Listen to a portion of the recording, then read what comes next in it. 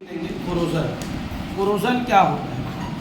सबसे पहले कोरोजन कल मैंने पढ़ाया हुआ था।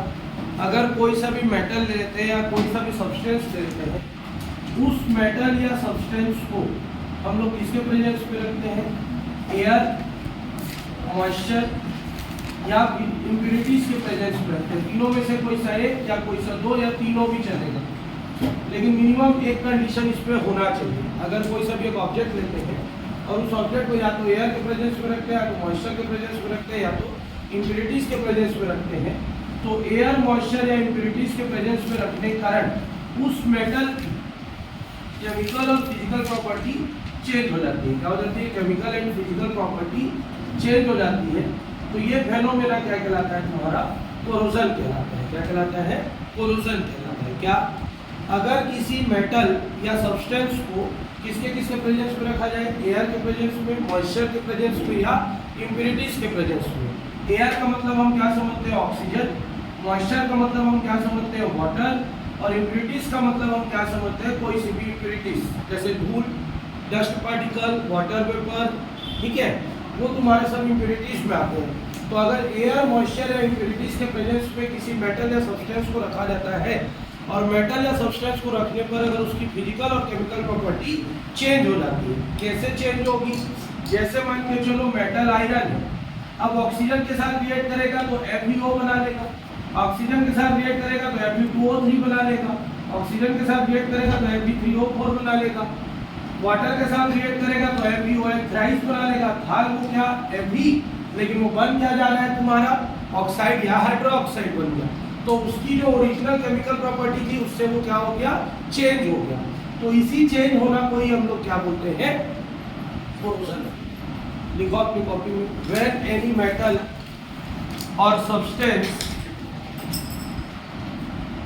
व्हेन एनी मेटल और substance comes in the presence of, when any metal और substance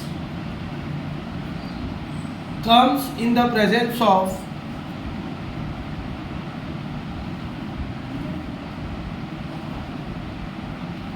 in the presence of air, moisture और impurities, air, moisture और impurities, air, moisture और impurities, then there is sudden change, there is sudden change, sudden मतलब एकाएक, ठीक, there is sudden change in the properties of metal or substance, in the properties of metal or substance, in the properties of metal or substance,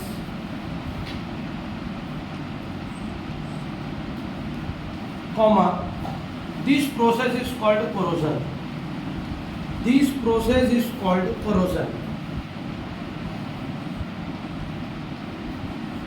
अगर किसी metal या substance को air, moisture या impurities के presence में लेके आते हैं और उसकी प्रॉपर्टी में सडन चेंज हो जाता है, तो ये प्रोसेस क्या कहलाता है? Corrosion. Example, rusting of iron, rusting of iron, rusting of iron.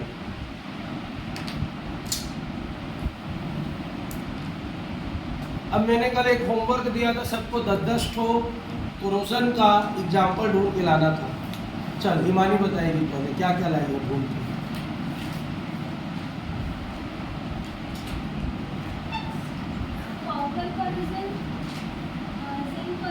क्या होता है कॉपर कोरोजन? खाली वैसे लिख देने से थोड़ी चलेगा। हाँ, क्या होता है?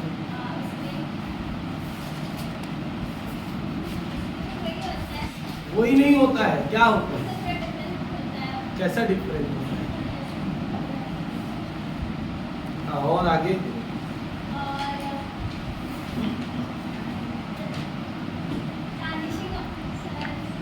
टार्निशिंग ऑफ सिल्वर, ये तो मैं बता ही दिया था। 10 कितना मेटल होता है टोटल पीरियोडिक टेबल में? कितना? सबको छापना नहीं था। कितना मेटल है पीरियोडिक टेबल में? 18 तो एलिमेंट है। मेटल्स कितने हैं उसमें से कम 70। एग्जैक्ट नहीं बता रहा हूँ, कम से कम 70। तो कितना डो कोरोजन हो सकता है? 70 डो तो कोरोजन मेटल में होगा। कैसे नहीं मिला बोल सकते हो? बिल्कुल मत बोलना नहीं मिला करके। सारे मेटल का नाम पता है ना, तो उस मेटल के सामने कोरोजन लिख लिख के गूगल में डाल देना था, सबका कोरोजन निकल जाता है एक लाइन से। किया नहीं, बुद्धि नहीं लगा।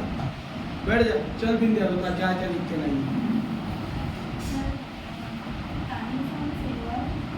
मैं बता दिया था। हाँ, और हाँ,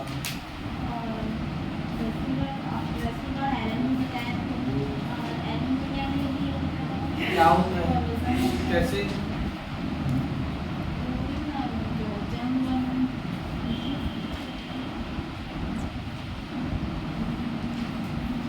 बैठ जा, चल श्रद्धा।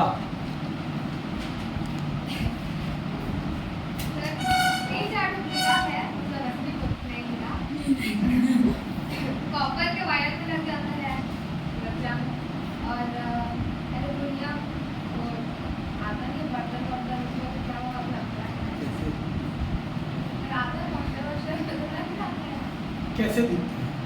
क्या से वो जंग ग्राउंड टाइप का रहता है ना थोड़ा, ठीक है? सर मैं और लिख के लाई हूँ लेकिन पता नहीं है कि कैसे होता है। और सिंक में भी होता है। और कैसे होता है? सर कैसे होता है वो नहीं पता। एल्यूमिनियम में जब जंग लगता है तो वो एल्यूमिनियम काला हो जाता है, भूरा नहीं होता है। ऐसा लगता है कि उसके ऊपर की जो एल्यूमिनियम की चमकीली वाली कोटिंग है वो कोटिंग हट गई है। हटती नहीं है, वो ब्लैकिश हो जाती है। तो पढ़ना चाहिए। बड़े तो कोरोजन बहुत सारे चीजों में होता है। ये तो मैंने किस चीज का बताया? मेटल। कोरोजन नॉन मेटल्स में भी पाया जाता है, जैसे लकड़ी में जंग लगता है। हाँ? लकड़ी में जंग लगना कुछ ऑकवर्ड नहीं हुआ? टंकी में जंग नहीं लगता। हाँ? लकड़ी के ऊपर का जो पार्ट रहता है वो पूरा सॉलिड होके, डेड सेल होके निकल जाता है। चिल्फा, शुद्ध छत्तीसगढ़ी में बोलूं तो ऊपर का ऐसे करके खींचोगे अगर किसी के भी खाल को लकड़ी का, तो वो निकल जाता है। कारण क्या है? उसके जो अपर बॉडी के सेल्स होते हैं वो डेड सेल्स हो जाते हैं, मर जाते हैं। और मरने के बाद उनको क्या नहीं मिल पाता? वहाँ पे न्यूट्रिशन नहीं मिल पाता। कई बार लकड़ी के ऊपर में देखना ग्रीन एल्गी टाइप का जम जाता है, फिसलन टाइप का। हाथ से लगाओगे तो थोड़ा सा स्लिपरी हो जाता है। तो वो उस छाल में क्या बना रहा है? एक प्रकार का जंग है, वो एक प्रकार का रस्ट है। जैसे ये बोली पानी का टंकी या पाइप, उसमें काई जम जाता है, वो उसके लिए क्या है? एक प्रकार का जंग है। क्लियर हो गया? काई का जमना। अब काई को एल्गी ही बोलते हैं। एल्गी, ब्लू एल्गी और ग्रीन एल्गी, रेड एल्गी, इस तरीके से उसको क्लासिफाई करते हैं। लेकिन जो काई रहता है वो ब्लू ग्रीन एल्गी रहता है, ना तो कंप्लीट ब्लू ना तो complete green, blue green algae रहता है। जनरली पानी अगर किसी स्पेस में प्लास्टिक के बॉटल या कांच के बॉटल में लंबे समय तक रहता है तो उसमें एल्गी बॉर्न हो जाता है, पैदा हो जाता है। ठीक, तो ये भी एक प्रकार का क्या है? रस्टिंग का ही प्रोसेस है। दूध का दही में बदलना, conversion of milk into curd, ये भी रस्टिंग है। ये भी एक प्रकार का रस्टिंग है, दूध का दही में बदलना। इसीलिए मैंने बोला खोजना चाहते तो बहुत कुछ। मेटल में ही 70 होता है, नॉन मेटल है, मेटलॉइड्स है, तुम्हारे ऑब्जेक्ट्स है। अपने डेली लाइफ को देखते हैं कि वो कैसे खराब होता है। खाना है, रोटी को तुम बंद करके रख दो कुछ समय के लिए, उसके लिए सफेद सफेद फफूंद टाइप का लग जाता है, लगता है वाइट कलर का। अगर 1 दिन या 2 दिन तक रोटी को बंद करके रख दोगे टिफिन बॉक्स में, स्मेल आना शुरू हो जाता है। जब रोटी को खोल के देखोगे तो सफेद सफेद कलर का लेयर उस पर जम जाता है, तो वो भी तो कोरोजन हुआ ना, वो भी तो खराब हुआ। तो किसी भी सब्सटेंस में एयर, मॉइस्चर या इम्प्यूरिटीज आने से उसमें उसकी प्रॉपर्टीज में जो सडन चेंज होता है वो क्या है तुम्हारा कोरोजन है। अब ये नहीं कि लोहे में जो जंग लग रहा है वही कोरोजन है, ऐसा नहीं है। It is just an example of corrosion.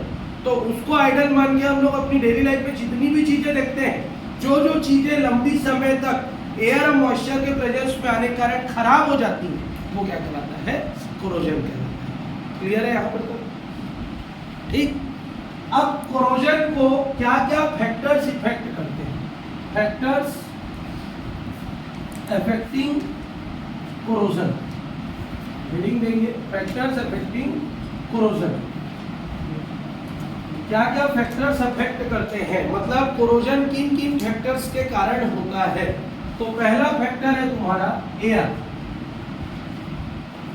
अगर किसी भी मेटल या सब्सटेंस को एयर के प्रेजेंस में रखा जाता है तो उसमें क्या हो जाता है कोरोजन होता है।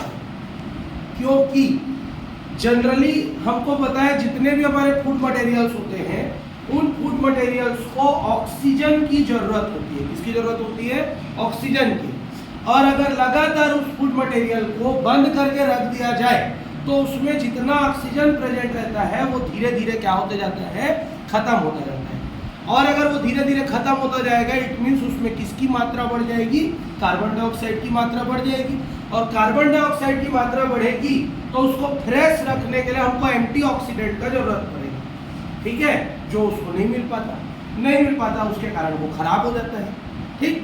सिमिलरली अगर किसी भी पाइप को या किसी भी ऑब्जेक्ट को लोहे का या एल्यूमिनियम का एयर के प्रेजेंस में रख दिया जाए तो अगर लगातार एल्यूमिनियम या आयरन या कॉपर किसके प्रेजेंस में रहेगा? ऑक्सीजन के प्रेजेंस में रहेगा, तो वो धीरे धीरे करके ऑक्सीजन के साथ क्या कर लेगा? रिएक्ट कर लेगा। एक ना एक ऐसा समय आएगा कि ये सब रिएक्ट करके क्या बना लेगा? कंपाउंड बना लेगा। और यही कंपाउंड हमारा क्या हो जाता है? तुम्हारा कोरोजन कहलाता है। क्या कहलाता है? कोरोजन। कोरोजन का इलेक्ट्रोकेमिकल थ्योरी है। अगर ये आयरन ले लिया जाए तो आयरन धीरे धीरे अपने आयंस को लूज करने लग जाता है। अब ये आयरन क्या हो गया? Fe2+ बना लिया, मतलब ये क्या हो गया? आवारा हो गया, फ्री हो गया, नेस्टेंट हो गया। अब यहाँ पर एयर या मॉइस्चर इसके प्रेजेंस में आता है तो एयर या मॉइस्चर के प्रेजेंस में ये जो नेस्टेंट है, आवारा चीज है, वो रिएक्ट कर लेता है। और रिएक्ट करके क्या बना लेता है? क्या बनाएगा? कंपाउंड बनाएगा। FeO बनाए, Fe2O3 बनाए या Fe3O4 बनाए। यही तुम्हारा जंग है। क्या है? ये तुम्हारा जंग है। तो बेसिक चीज याद रखेंगे, अगर किसी भी सब्सटेंस को ऑक्सीजन के प्रेजेंस में लेके आते हैं तो एक लिमिट तक का ही वो अपने आप को क्या कर सकता है? प्रोटेक्ट करके रख सकता है। फिर धीरे धीरे ऑक्सीजन के साथ वो क्या करता है? रिएक्ट करता है। ये रिएक्शन सडन नहीं होता, इट विल टेक टाइम। अब तुम बोलोगे कि एक दिन तक लोहे को हम ऑक्सीजन के उसमें सिलेंडर में डाल के रख दिए और एक दिन बाद उसको अगर निकालेंगे सर जंग तो नहीं लगा। So it is not fast process, it is slow process. अगर लोहे को भी देखेंगे जंग कैसे लगता है? 1 साल, 1.5 साल, 6 महीना, 4 महीना, एकाएक जंग नहीं लगता। ठीक है। लेकिन कई ऐसे रिएक्शन होते हैं जो फास्ट होते हैं। जैसे अगर हम लोग सोना या चांदी को ऑक्सीजन में डुबा के रखेंगे वो आसानी से रिएक्ट कर लेगा। सोडियम को रखेंगे ऑक्सीजन के प्रेजेंस में, फूटना शुरू हो जाएगा। प्रैक्टिकल लैब में जाना, सोडियम लेना, थोड़ा सा ऑक्सीजन सिलेंडर से ऑक्सीजन को उसमें मार के देखना, बूम करके फूट जाएगा। और ज़्यादा अच्छा करना है, 1 गिलास पानी लेना और उसमें सोडियम को डालना, फिर इसको से ऊपर एस्टिकेट करना। ठीक है। क्योंकि सोडियम का नेचर क्या है? सोडियम एक फ्लेमेबल सब्सटेंस है। उसको पानी में डालते ही साथ वो अपना क्या करता है? गर्म होके फूटना, ब्लास्ट स्टार्ट करता है। ठीक है। चलो लिखो ये, when any substance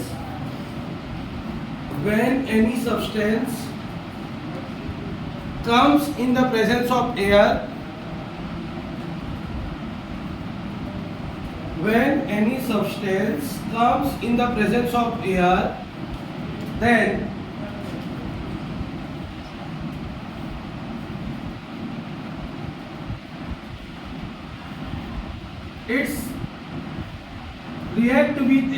it reacts with air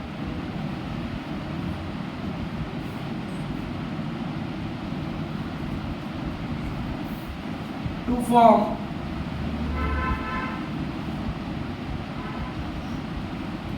compound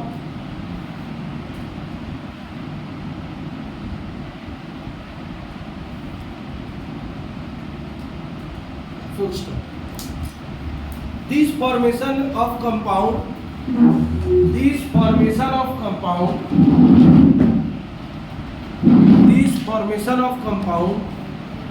led it to corrosion. अगर कोई सा भी मेटल या सब्सटेंस ऑक्सीजन के साथ रिएक्ट करता है तो वो कंपाउंड में चेंज हो जाता है, और कंपाउंड में चेंज होना ही क्या कहलाता है? कोरोजन कहलाता है। Second point, moisture. स्पेलिंग देख लेना, गलत नहीं लिखना है, MOISTURE, moisture. when any substance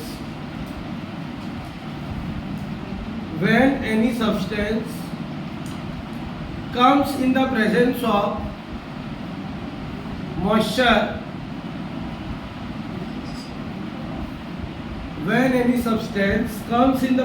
of moisture, then it either forms oxides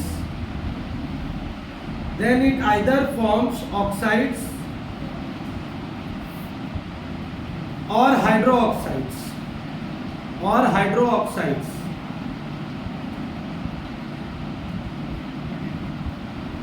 This is responsible for corrosion. Full stop.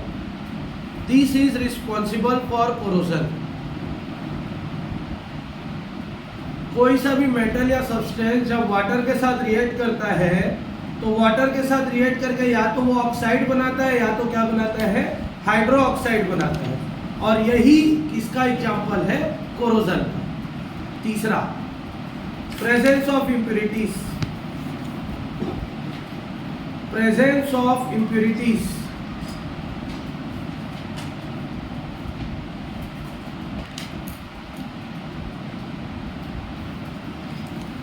Impurities के कारण कोरोजन कैसे होता है? अगर कोई सा भी लोहा ले ले और उस लोहे को बहुत समय के लिए मिट्टी में गाड़ कर रख दे, ठीक है, मिट्टी में उसको डिप्ट करके रख दे या पानी में डिप्ट करके रख दे या मॉइस्चर में डिप्ट करके रख दे, तो धीरे धीरे वो अपनी प्रॉपर्टी लूज करता जाता है और दूसरे कंपाउंड में क्या हो जाता है? कन्वर्ट हो जाता है। जैसे धरती के अंदर से हम लोग लोहा निकालते हैं तो वो प्योर लोहा नहीं होता, प्योर आयरन नहीं होता। कॉपर अगर धरती के अंदर से निकालते हैं तो वो प्योर नहीं होता है, उसमें कुछ ना कुछ क्या प्रेजेंट रहता है? कंपाउंड प्रेजेंट रहता है। हम लोग क्लास 10 में पढ़ चुके हैं extraction of copper, extraction of iron. मतलब अगर हम लोग अर्थ से किसी भी सब्सटेंस को खोद कर निकाल रहे हैं तो वो हमको कभी भी फ्री स्टेट में नहीं मिलता। वो हमको कौन से स्टेट में मिलता है? कंबाइंड स्टेट में मिलता है। चाहे ऑक्साइड के फॉर्म में रहे, चाहे कार्बोनेट के फॉर्म में रहे, चाहे सल्फेट के फॉर्म में रहे, तो वो जनरली हमको ओर्स के फॉर्म में मिलता है। किसके फॉर्म में मिलता है? ओर्स के फॉर्म में मिलता है। कारण क्या है? लगातार अगर किसी भी सब्सटेंस को तुम अर्थ के अंदर क्या करके रखोगे? डिप्ट करके रखोगे, वो बहुत सारे मेटल्स, बहुत सारे मिनरल्स, बहुत सारे नॉन मेटल्स के प्रेजेंस में कंटिन्यूअसली आता रहेगा, तो धीरे धीरे उसकी प्रॉपर्टी क्या होती जाती है? चेंज होती जाती है। और इसी प्रॉपर्टी का चेंज होना किसका एग्जाम्पल है? इम्प्यूरिटीज के कारण कोरोजन का। उदाहरण लेते, साइकिल चलाते, साइकिल का मडगार्ड होता है, ये तो व्हील हो गया, मडगार्ड उसमें ऐसे करके लगा रहता है। अब मडगार्ड क्यों लगा रहता है?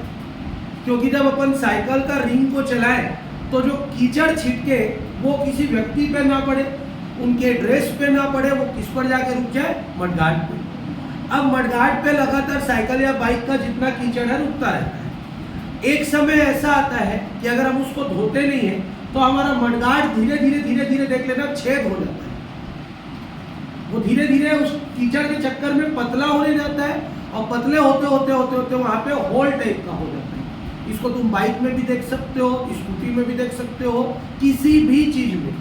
अगर मान के चलो तुम कंटिन्यूअसली अपने गाड़ियों को चला रहे हो और उसको धो नहीं रहे हो, वो लगातार उस पर कीचड़ लगा हुआ है, कीचड़ लगा हुआ है, तो एक तो ऊपर से सनलाइट पड़ रहा है, नीचे से कीचड़ लगा हुआ है, वो कुछ ना कुछ रिएक्शन करेगा। गर्मी होगा तो गर्मी होगा, रिएक्शन करेगा, रिएक्शन करने के कारण वहाँ पे होल हो जाता है। होल होने का सेंस क्या है? जो लोहा है वो मिट्टी के साथ रिएक्ट कर लेता है, क्योंकि मिट्टी में भी कुछ ना कुछ कैल्शियम वेल्शियम समथिंग आयरन वायरन कुछ ना कुछ तो प्रेजेंट होता ही, हमको तो पता नहीं है कि मिट्टी में क्या प्रेजेंट है, लेकिन इतना तो पता है कुछ ना कुछ मेटल प्रेजेंट होता है।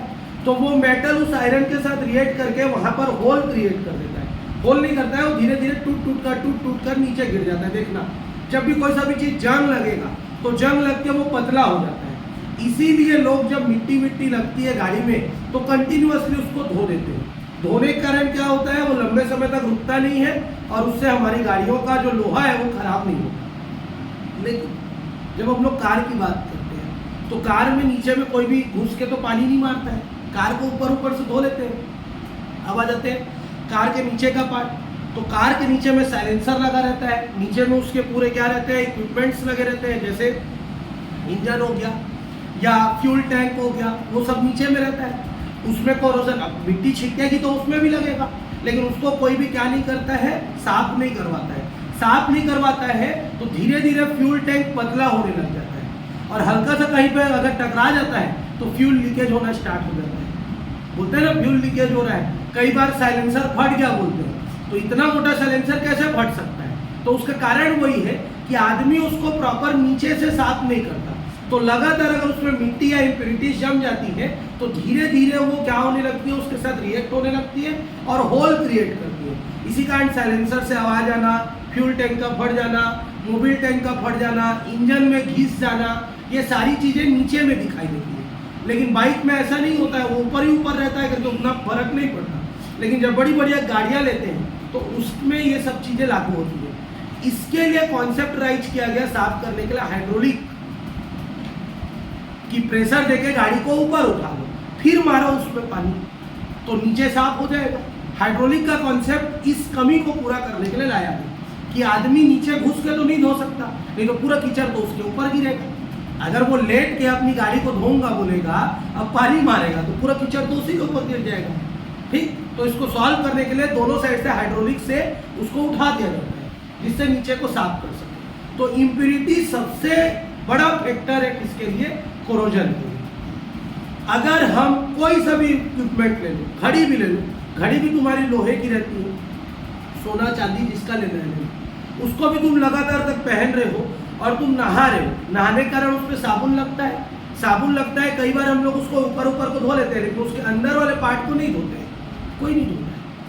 ऊपर को लगा तो ऐसे करके धो लिए, लेकिन क्या उसके अंदर वाले पार्ट को हम लोग धोए, क्योंकि खिसका कर साबुन अंदर भी लग रहा है, लेकिन हमने उसको कभी भी नहीं धोया तो धीरे धीरे पीछे में कोरोजन होना स्टार्ट हो जाता है। कई बार अंगूठी पहनते हैं, अंगूठी को निकालते हैं तो पूरा व्हाइट कलर का पैचेस उंगली में लग जाता है। कई लोग कड़ा पहनते हैं तो ऐसे चिपका वाला, तो उसको हटाते हैं तो पूरा व्हाइट दिखने लग जाता है। कारण क्या है, हम लोग वहाँ पे गोरे हैं, इधर काले हैं, ऐसा नहीं है। वो जगह पूरा बाइंड हो गया है, वहाँ पर एयर और मॉइस्चर नहीं घुस पा रहा है, और जो घुसना चाह रहा है उसके साथ कौन रिएक्ट कर रहा है, तुम्हारा जो ऑब्जेक्ट तुमने टाइटली पहना है। अब वो रिएक्ट करके उस जगह स्किन को रिएक्ट करने से रोक देता है, प्रोटेक्ट कर देता है। गर्मी के समय में अगर हम लोग बाइक या स्कूटी चला रहे हैं, पूरा हाथ यहाँ से यहाँ तक काला दिखता है, इधर सफेद दिखता है, कारण इतना ढका हुआ है, तो सनलाइट यहाँ पर रिएक्ट नहीं की, यहाँ रिएक्ट कर रही है। तो सेम सारे ऑब्जेक्ट में भी होता है। इम्प्योरिटीज जहाँ जहाँ पे प्रेजेंट होगा वहाँ पे कोरोजन स्टार्ट हो जाएगा, चाहे हमारी बॉडी ले या कुछ भी। तो लिखो, when any substance comes in the presence of impurities,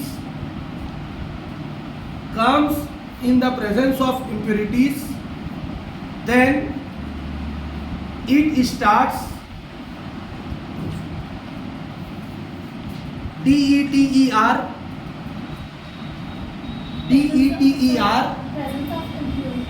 then it starts DETER, IOTING, deteriorating, deteriorating, DETER, IOTING.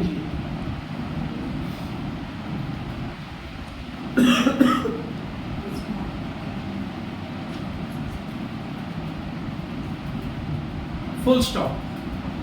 अगर कोई सा भी मेटल या सब्सटेंस इम्प्योरिटीज के प्रेजेंस में आता है तो वो सड़ने लग जाता है। क्या होने लग जाता है, डेटोरेटिंग मतलब खराब होना, सड़ना। ठीक है, नेक्स्ट हेडिंग में डिस्टॉर्शन ऑफ मेटल, स्पेलिंग देख लेना। चौथा point, distortion of metal. Distortion of metal, distortion का मतलब होता है विकृति।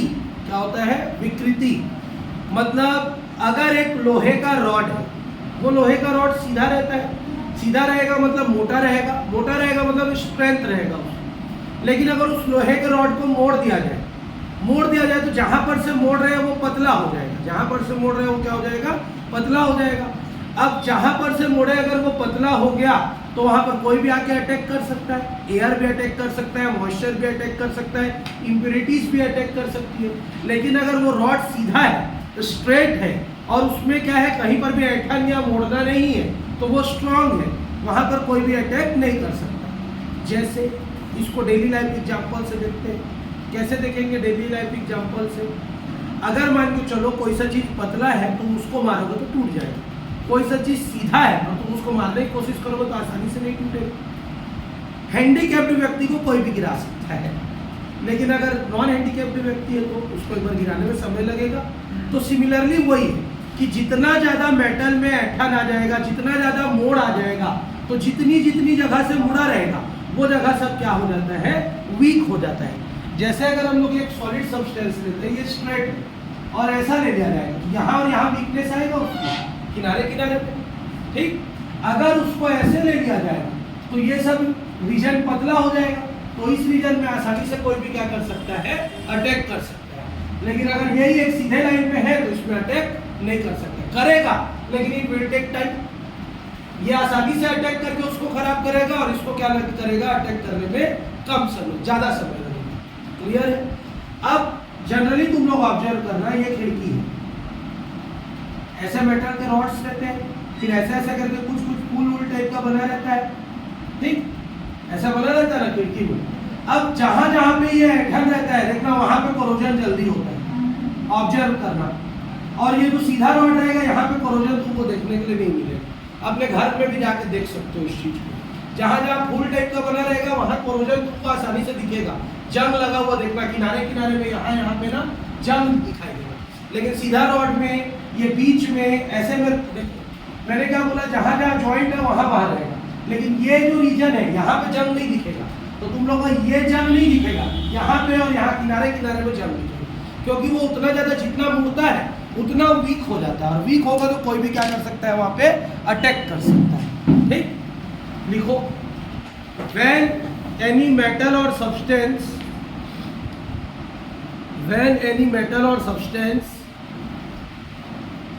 is distorted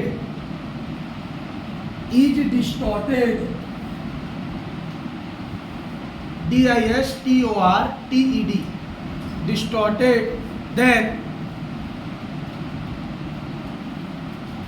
air, moisture or impurities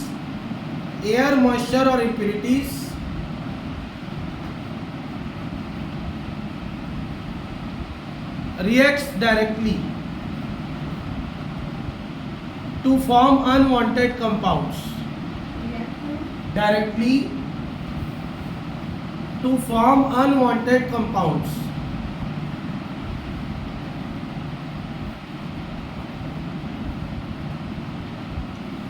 unwanted compound मतलब कोरोजन, जो हम चाहते नहीं, अगर वो बन जाएगा तो। क्लियर है यहाँ तक? कुलदीप पॉज कर देगा। Corrosion, prevention from corrosion. Corrosion से कैसे कैसे बचा जा सकता है?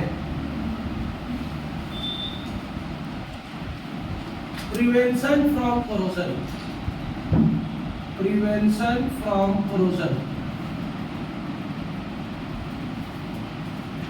कैसे कैसे बच सकते हैं कोरोजन से? पहला लिखेंगे नहीं, समझना, उसके बाद लिखना। बैरियर प्रोटेक्शन, दूसरा सैक्रिफिशियल प्रोटेक्शन,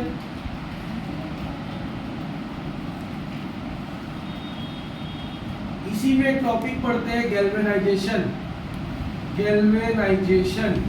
इंपॉर्टेंट है, व्हाट इज गैल्वेनाइजेशन, कई बार आ जाता है पेपर में। और तीसरा अपन पढ़ेंगे एंटी रस्ट सॉल्यूशन। पहले इलेक्ट्रोप्लेटिंग भी पढ़ते थे, अब लेकिन नहीं पढ़ रहे, एंटी-रस्ट सॉल्यूशन। तो टोटल 3 प्रकार से हम लोग कोरोजन से बच सकते हैं। कोरोजन से बचने के उपाय, मतलब हमको कोरोजन नहीं होना चाहिए, तो कोरोजन से हम कैसे बच सकते हैं? तो सबसे पहला है बैरियर प्रोटेक्शन। क्या है? Barrier protection. बैरियर प्रोटेक्शन क्या होता है? जितने भी मेटल होते हैं, चाहे लोहा हो, सोना हो, चांदी हो, उसके ऊपर किसी चीज की कवरिंग कर दी जाती है, किसी चीज का क्या कर दिया जाता है? पॉलिश कर दिया जाता है। जनरली गांव के लोग का देखना, वो लोग जो साइकिल चलाते हैं, साइकिल का जो रिंग रहता है कौन से कलर का रहता है? सिल्वर कलर का रहता है, चमकता रहता है। वो लोग उसको ग्रीन कलर का पेंट मार देते हैं, या फिर क्या होता है, संतरा कलर का, ऑरेंज कलर का पेंट मार देते हैं, पूरे साइकिल को ग्रीन कलर का पेंट में चेंज कर देते हैं, है कि नहीं? तो उसका कारण क्या है? क्या वो लोग शोबाजी करना चाहते हैं? नहीं, वो लोग अपने साइकिल में कीचड़ लगे, कुछ भी लगे, एयर आए, मॉइस्चर आए, उसको कुछ दिन के लिए क्या करना चाहते हैं? प्रोटेक्ट करना चाहते हैं।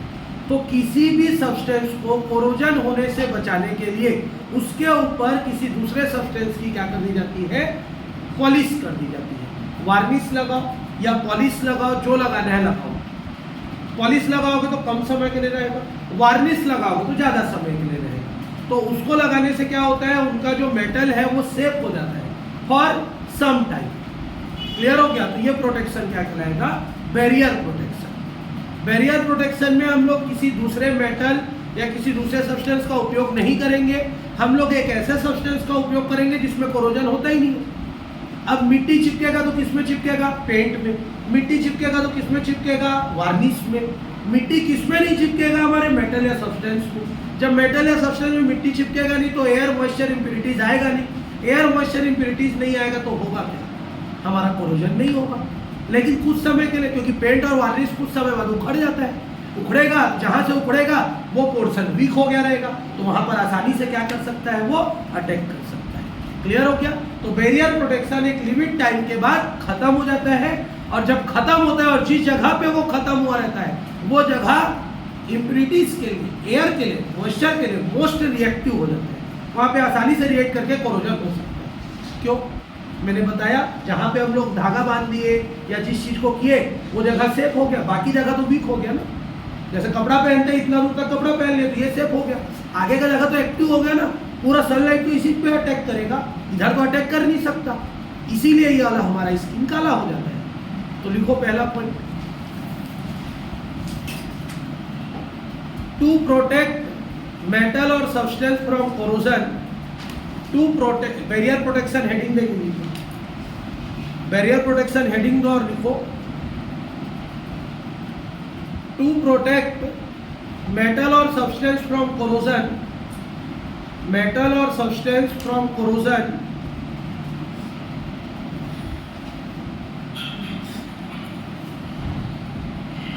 मेटल और substance from corrosion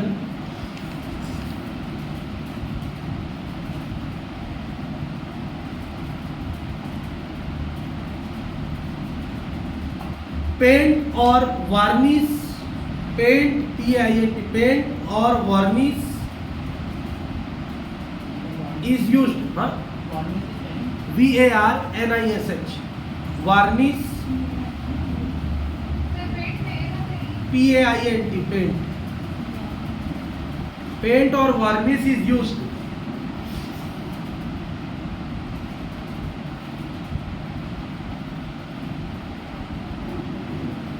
full stop, air moisture or impurities, air moisture or impurities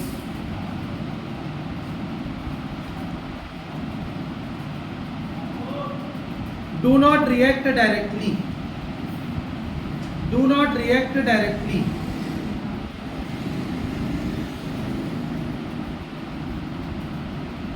with metal or substance, with metal or substance for some time, for some time, ठीक? क्लियर? अगर हम लोग को मेटल या सब्सटेंस को corrosion होने से बचाना है तो उसमें हम पेंट या वार्निश का उपयोग करते हैं। जब पेंट या वार्निश का उपयोग कर देते हैं तो कुछ समय के लिए हमारा मेटल डायरेक्टली किसके साथ रिएक्ट नहीं कर पाता, एयर, मॉइस्चर और इम्प्यूरिटीज के साथ रिएक्ट नहीं कर पाता। Second point, sacrificial protection. Sacrificial protection,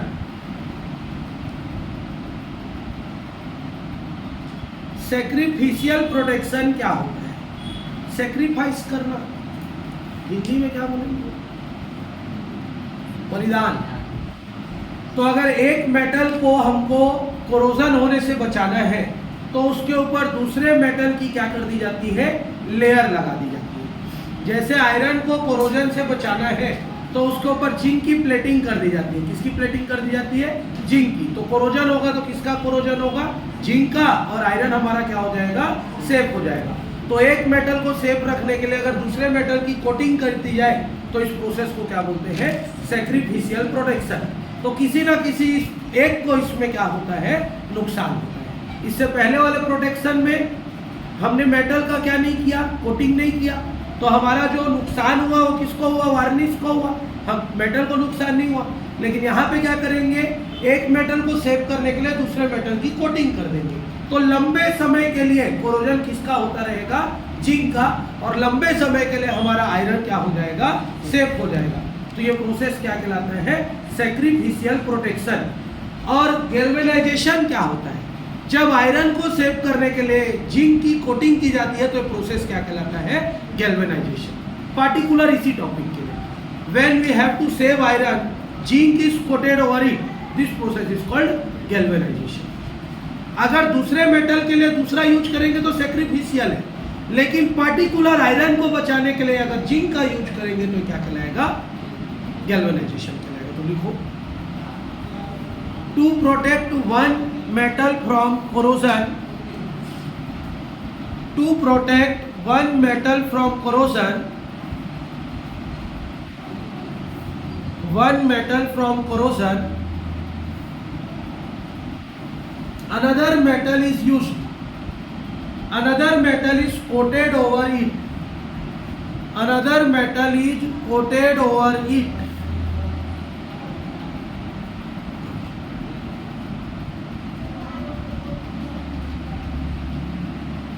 Full stop. Now the coated metal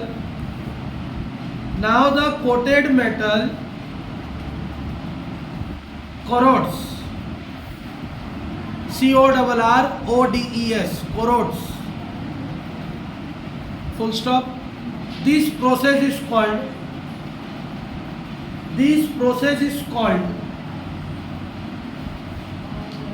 sacrificial protection. This process is called sacrificial protection. Called को मैं लिखूंगा. This process is called sacrificial protection. Full stop. Paragraph change. When zinc is coated over iron, when zinc is coated over iron to protect it from corrosion,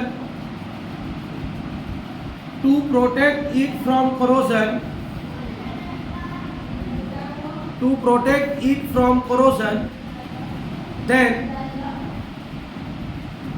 this process is called galvanization.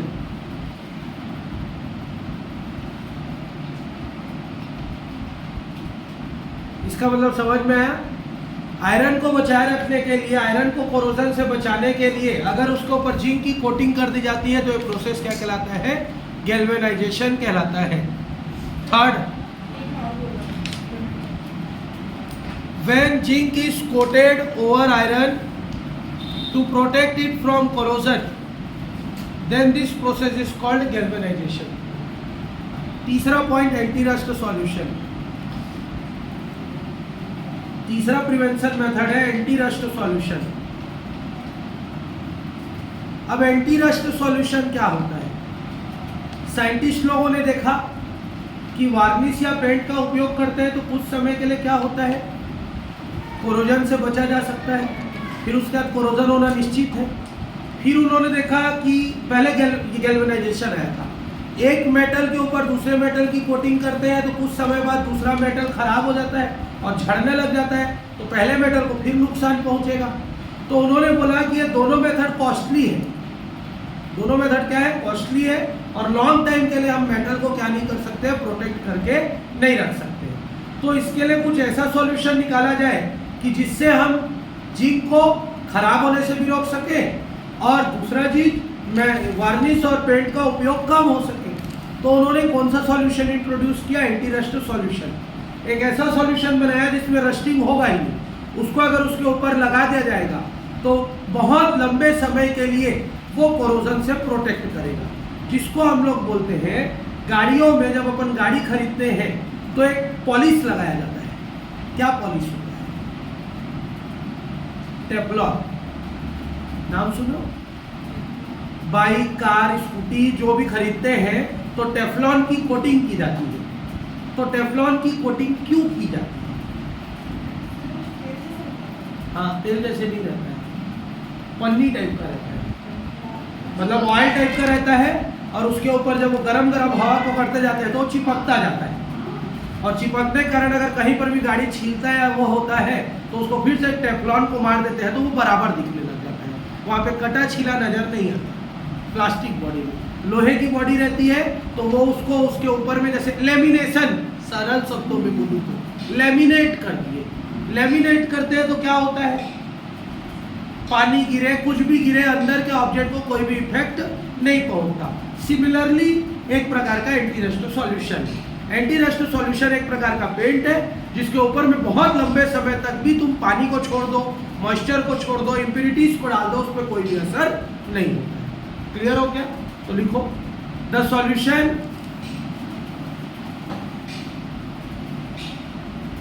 which is used to protect from corrosion, which is used to protect from corrosion, which is used to protect from corrosion, then it is called anti-rust solution. Then it is called anti-rust solution.